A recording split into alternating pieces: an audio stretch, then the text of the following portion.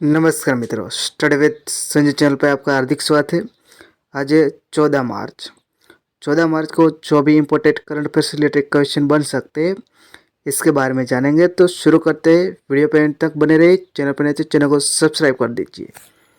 तो ये पहला क्वेश्चन, हर साल 14 मार्च को कौन सा दिन मनाया जाता है? तो हर साल 14 मार्च को पाई दिवस मनाया जाता है। आपने ऐसा सिंबल देखा होगा, इसको कहते हैं पाई। ये 14 मार्च को ही क्यों मनाया जाता है? तो इसके मान्यता होता है वो 3.14 होता है। तो ये है मंथ को दर्शाता है और ये डेट को दर्शाता है। मतलब 14 मार्च को मनाया जाता है। इसकी शुरुआत कब हुई थी? तो 1988 से इसकी शुरुआत हुई थी। तो अब जान लेते हैं। और इसका मान 22/7 भी इसको माना जाता है। मतलब इसका सेम ही आता है, इसलिए 22/7 भी ले सकते हैं इसको। तो ये पाई डे का फोटो आप देख सकते हो, ये साइन इसका इंटरनेशनल पाई डे। अब मार्च के इम्पोर्टेंट डे के बारे में जान लेते हैं।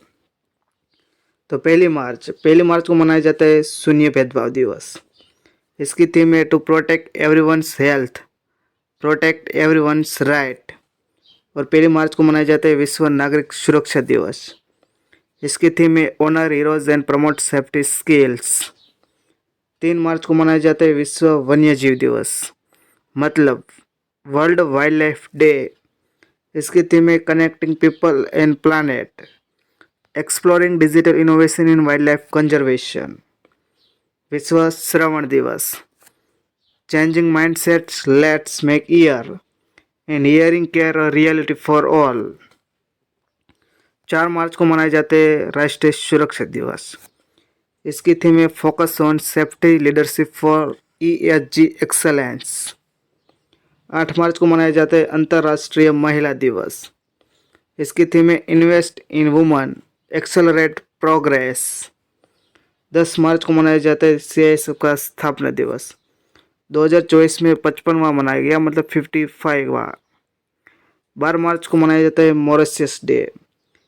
वो मॉरिशस डे पे हमारे देश के राष्ट्रपति जो द्रौपदी मुर्मू है, वहाँ के चीफ गेस्ट के रूप में यहाँ पे गए थे। 13 मार्च को मनाया जाता है धूम्रपान निषेध दिवस, मतलब नो स्मोकिंग डे। मार्च महीने के दूसरे बुधवार को हर साल मनाया जाता है। हम हर दिन, कोई भी दिन मनाया जाए या नहीं मनाया जाए, हम डेली इसका रिवीजन करेंगे, क्योंकि रिवीजन करते ही हमको याद रहेगा, वरना हम याद नहीं कर पाते हैं। अब नेक्स्ट देखते हैं। द कॉन्स्पिरेसी पुस्तक के लेखक कौन है? तो ये है फोटो। द कॉन्स्पिरेसी पुस्तक के लेखक है वो गोटबाया राजपक्षा है। ये पुस्तक में क्या बताया गया है? तो इसमें जब पूर्व राष्ट्रपति श्रीलंका के गोटबाया राजपक्षा थे, तब उसके कार्यकाल में उसके जो भी घटना हुई, इसको उसके कोशिश की उजागर करने की, इसका कारण कौन सा रहा था, इसको उजागर करने के लिए इसकी बुक में लिखा गया है। जब श्रीलंका में आज से लगभग 1 साल पहले जो घटना हुई थी, इसके बारे में बताया गया। जब इसका परिवार का सब सदस्य मंत्री थे, कोई प्रधानमंत्री थे, कोई राष्ट्रपति थे, जो परिवारवाद आता, इसके सामने उसके जनता ने जो इसको आंदोलन किया था, इसके बारे में इसको बताया है। तो अब जान लेते हैं श्रीलंका के बारे में। ये है श्रीलंका। श्रीलंका आज़ाद कब हुआ था? तो ब्रिटेन से आज़ाद हुआ था 4 फरवरी 1948 में। और इसकी लेजिस्लेटिव कैपिटल है श्री जयवर्धनपुरे कोटे। और उसकी एग्जीक्यूटिव और जुडिशियल कैपिटल है वो कोलंबो है। वहाँ के प्रेसिडेंट है हाल में रानिल विक्रमसिंघे। वहाँ के प्राइम मिनिस्टर है दिनेश करुणावर्धन। तो अब जान लेते हैं नेक्स्ट क्वेश्चन। केंद्रीय जल मंत्री गजेंद्र सिंह शेखावत ने NDMC कन्वेंशन सेंटर में जल शक्ति अभियान कैच द रेन अभियान का कौन सा संस्करण का शुभारंभ किया? तो हाल में केंद्रीय जल मंत्री गजेंद्र शेखावत ने न्यू दिल्ली के NDMC कन्वेंशन सेंटर में जल शक्ति अभियान का कैच द रेन का 5वां संस्करण का शुभारंभ किया है। तो अब जान लेते हैं ये इसकी शुरुआत कब हुई थी। तो इसकी तो पहले हम जान लेते हैं इसकी थीम कौन सी रखी गई है। तो इसकी थीम है नारी शक्ति से जल शक्ति। थीम वाले इस अभियान में जल संरक्षण एवं प्रबंधन में महिलाओं की अभिन्न भूमिका पर बल दिया गया है। अब इसकी शुरुआत हुई थी 9 मार्च 2024 से हुई थी। ये 5वां संस्करण है इसकी शुरुआत। और चलने कब तक चलेगा तो 30 नवंबर 2024 तक चलेगा इसका। तो इस दिन तक वो लागू रहेगा। और जल शक्ति अभियान की शुरुआत कब हुई थी तो हुई थी 2019 में हुई थी जल शक्ति अभियान। ये आपको नहीं भूलना है।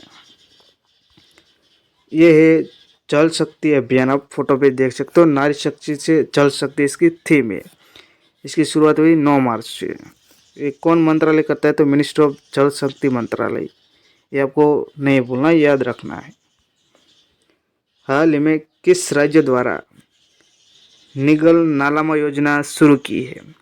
तो हाल ही में तमिलनाडु सरकार के द्वारा निगल नालामा योजना शुरू की है। इस योजना का राज्य सरकार ने परिवारों के उत्थान के लिए इस योजना की शुरुआत की है। तो अब जान लेते हैं तमिलनाडु के बारे में। तो तमिलनाडु की स्थापना हुई थी 1 नवंबर 1956 में हुई थी। इसकी राजधानी है चेन्नई है। ये दर्शा रहा है यहाँ पे चेन्नई है। इसका मुख्यमंत्री है MK स्टालिन है और वहाँ के गवर्नर है RN रवि है। और इसको पहले मद्रास के नाम से भी जाना जाता था। तो अब नेक्स्ट देखते हैं। और तमिलनाडु हाल में क्यों चर्चा में थे क्योंकि देश का सेकंड स्पेस स्पॉट कुलशेखरपट्टनम थूथुकुडी में इसका शिलान्यास किया गया, मतलब आधारशिला रखी गई है। ये आपको नहीं भूलना है। अब नेक्स्ट क्वेश्चन के बारे में जानते हैं। हाल ही में विदेश सचिव मतलब फॉरेन सेक्रेटरी का कार्यकाल कितना बढ़ाया गया। तो हाल में विदेश सचिव का 30 अप्रैल को उसका कार्यकाल खत्म होने वाला है।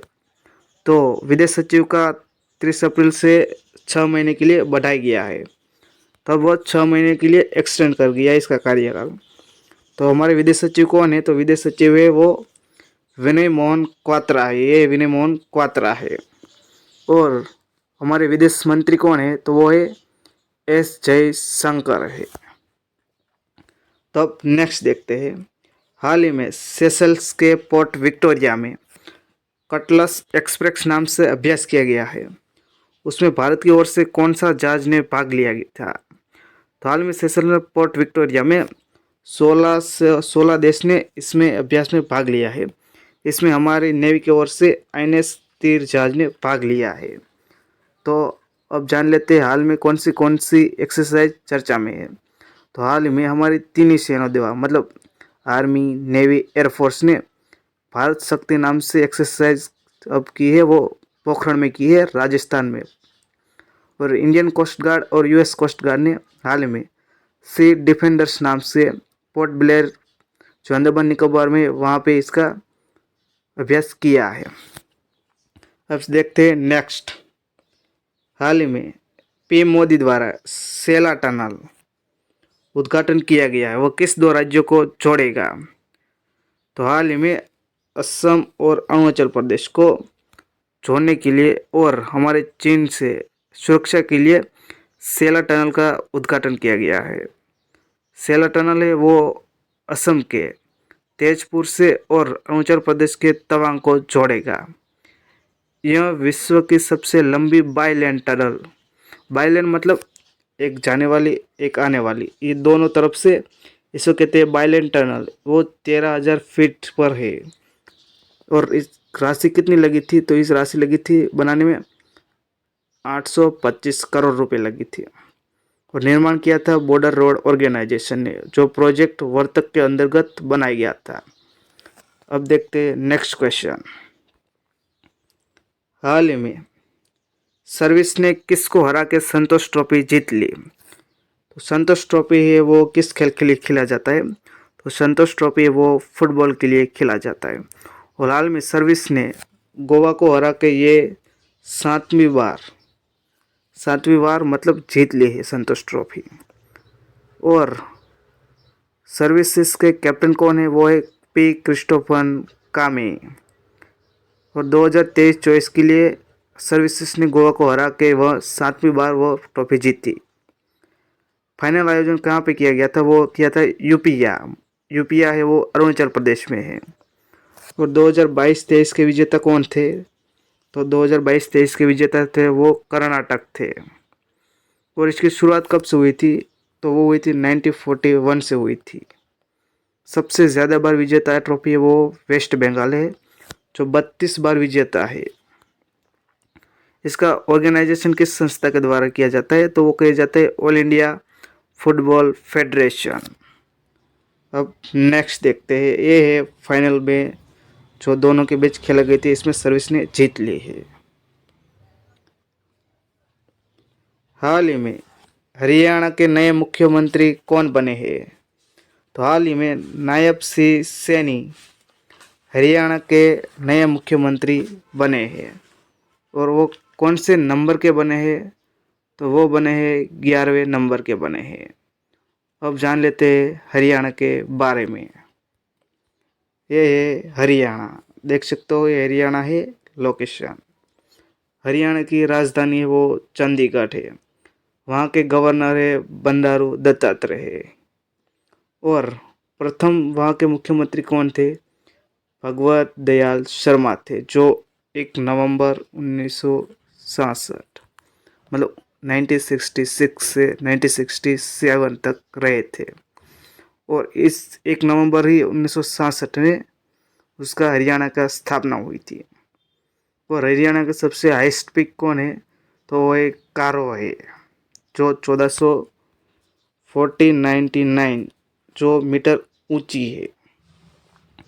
अब नेक्स्ट देखते हैं, हाल ही में भारत का पहले स्मॉल स्केल एलएनजी यूनिट का उद्घाटन किस राज्य में किया गया, तो हाल ही में मध्य प्रदेश में देश का प्रथम या पहले स्मॉल स्केल एलएनजी यूनिट का उद्घाटन किया गया है।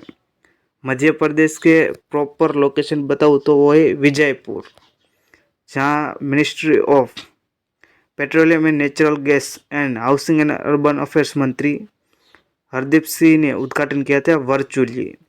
और साथ में 201 सीएनजी स्टेशन देश में, और साथ में स्मॉल स्केल एलएनजी यूनिट का भी उद्घाटन किया गया है। एलएनजी यूनिट ही ये किसके द्वारा स्थापित किया जाएगा, तो ये किया जाएगा गेल मतलब gas authority of India limited द्वारा।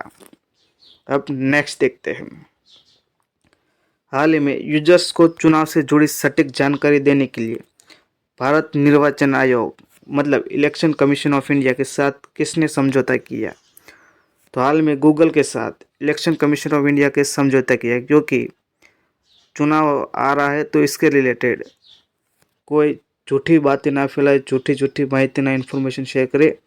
इसी हिसाब से हाल ही में गूगल ने भारत निर्वाचन आयोग के साथ समझौता किया है।